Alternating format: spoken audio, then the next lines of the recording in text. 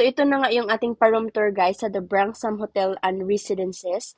Bali, overnight lang kaming nag-stay kasi nga kailangan naming magpunta sa airport na about 6 o'clock. Dapat andun na kami kasi nakabook yung aming car sa Bali. Ayan, Qantas Bali. Doon namin iniwan yung aming car. Kasi nga, ang aming flight ay 8 o'clock in the morning. So, kailangan namin talagang gumising super aga. Kaya kailangan namin mag-overnight. At saka, ito yung pala yung inistahan namin guys ay 2 bedrooms. So, each room ay may kanya-kanya na siyang shower and then toilet, syempre. Tapos, meron din kaming maliit na kitchen.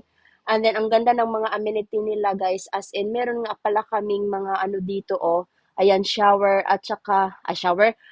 Washing machine pala, naging shower tuloy ang washing machine. At saka dryer. What's that, Willow?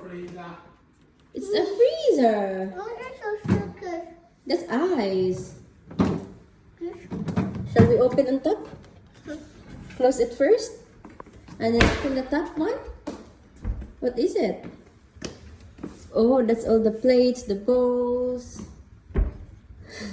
Is it so hard? Wow. Wow! That's We big. got free milk here. So, ayan, ito namang banda na ito ay mga kitchen, ang daming kitchen.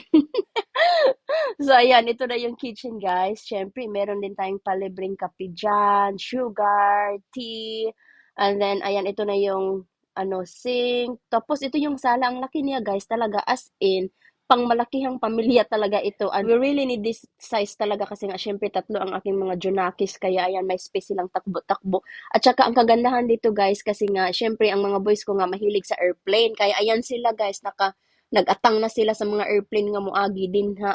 Ayan, at saka ito naman ang aking asawa o siya na nagbukas ng kwarto. Hindi ko alam kung bakit inuna ko pala yung toilet doon sa kabila, no? Yung pinapakita ko una doon, nagstay ang mga boys. Tapos dito naman kami sa room na ito. At itong kwarto na ito ay meron ding sariling bathroom. Ayan, so meron tayong sariling dyan, toilet, tapos shower din. Ang gaganda. At saka meron kaming libre na shampoo.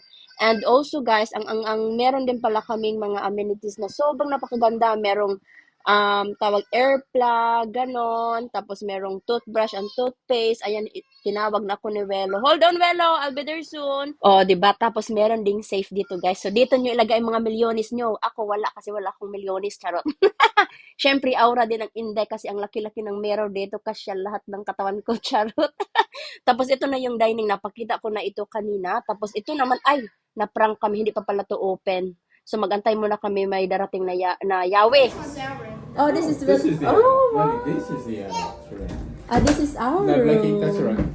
So that is the So this is the toilet. Wow. There, you like it? So, yun na yung ating pa-room tour, guys. Sana ay nag-enjoy kayo at ang ganda talaga ng place na ito. Hindi namin in-expect talaga na ganito kalaki.